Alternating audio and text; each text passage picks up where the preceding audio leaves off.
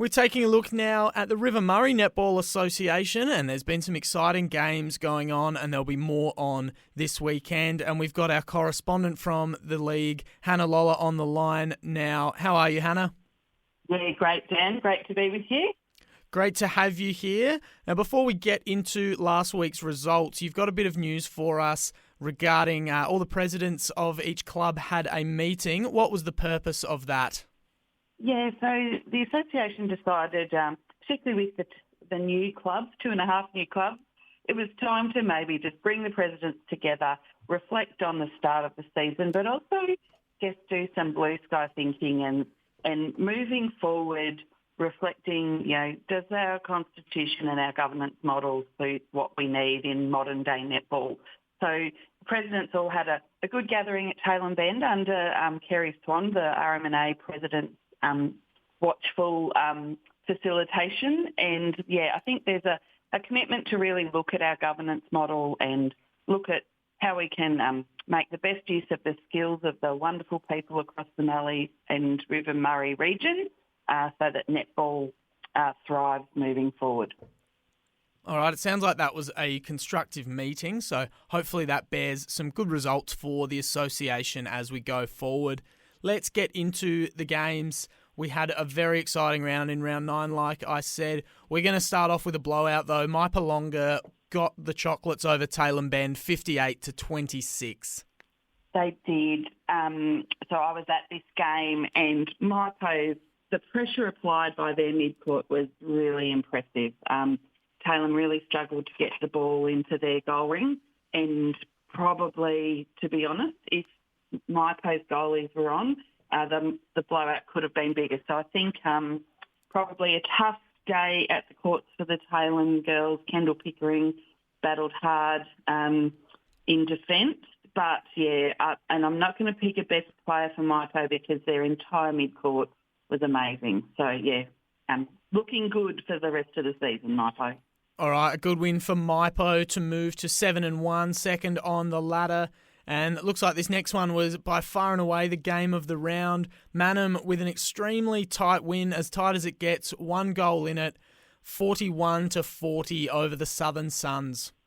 Yeah, Dan, I'd like to say and remind you I predicted this last week, and I said it would be only a couple of goals. Listen, when it's a 1-goal win, any team can win, really. Tight, great netball. Mannum got over the line, and I think what I'm hearing out of it, the Mannum girls really enjoyed turning up to a game that was hotly contested and that they didn't actually know what was going to happen. And that's what's happening with a lot of the teams this year. It's a bit of an unknown, and so Mannum gets the chocolates. Great defence again, as always, by Tracy Dabinet and Kelly McGorman there. And Suns, again, their defensive pressure with Olivia Clark, again, impressive. So the defensive end sort of win the best, but a great game for all to watch.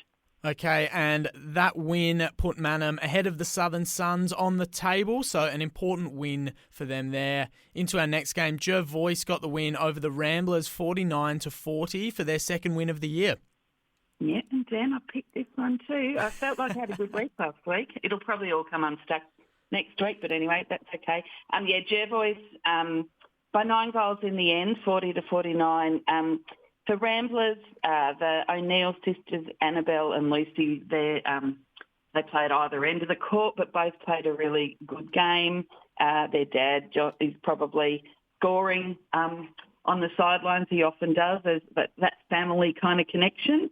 But for Jervois, they're two consistently, I'd say, vote-winning players in Courtney Afford and Skyisha Rigney. Steered the ship, Courtney in centre and Skyisha feeding the goalies and got them that win. So well done, Jervois. And our last game for the round, it was a struggle for the Coorong Cats. They went down 62-19 to the Mallee Storm. Yeah, it was a sad day indeed for them on home territory at Canalton there. So Holly Hughes, who again has been, I think, every week in the Cats' best, couldn't drag her team over the line or getting even above 20 goals. But the Storm had a young player, Jess Kerr. Jess is only 15, I think she is, and she is in the Thunderbirds Developing Academy program, and she had a really good game. And Kiara Pake, again, a regular vote getter in goals, shot really well. So, yeah, really comfortable win for Storm to round out the first sort of round of games. So we sort of land where we've got Imps having not lost a game, so undefeated up on top. They had the week off, so are pretty happy having finished undefeated the first round. Maipo's next on the having lost one. As you said before, Mannum's landed in third with only the 2 losses. Suns have got 10 points but had 3 losses for the season, and Storm. So really good to see the Suns and Storm, those 2 Mallee teams coming in and competing there for a finals position. So I think for the Storm, their netball is certainly a bit of a shining light for the club. And then Talem's had 2 wins for the season, as well as Jervois, and Ramblers and Cats have both shared 1 win each to round out the table. All right, so yes, everyone's played everyone now, and the table is definitely taking shape, definitely looking like the Imps will be the team to beat. Do you reckon they're a chance to go through undefeated? I think, yes, they are a chance, but I think Maipo will be doing their best to stop it. Can't wait for that game again. That match of theirs in this round will be a ripper. Yeah, I'm just looking back to when they played in round 2 and the Imps only got up by 4 goals, and the next game will be in Maipo. So we'll have that one circled on the calendar. I think that's going to be taking place in round 11. But first, let's get to the round 10 action coming up this weekend. So speaking of the Imps, they're in action hosting the Ramblers. You'd think that should be a pretty easy win for them. Yeah, last time they met, it was a 33-goal victory to the Imps, and I would suggest nothing much will change in that. I think it'll be a fairly similar margin. Okay, and the Southern Suns taking on the Coorong Cats. Probably going to be a similar story in this one. Yeah, last time they met, the Suns got over the line by 24 goals. I actually think it may extend out a bit this time. It's Ladies' Day at the Suns, and maybe the Cats girls might think about heading over to Ladies' Day and having a drink early. So we'll see. They don't play till the last 3 p.m. match, and I think it'll be a long wait for the game for the Cats girls. So, yeah, Suns to get that win. All right, that should be a great day. And another one which on paper probably doesn't look like it's going to be very close, Jervois hosting Maipolonga.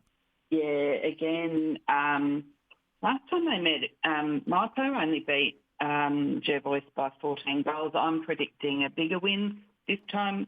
Maipo had a couple of new players and their new coach that, like the first time they met, but they've settled nicely and should get the points with a bigger margin than 14. And if I had to pick one, I'd probably say this game will be the match of the round. Mallee Storm taking on Tailem Bend, 5th versus 6th on the ladder. Yeah, so when they met last time, Storm won this by 19 goals. I think it will be a lot closer. Talem's attack has settled nicely with their combinations in there.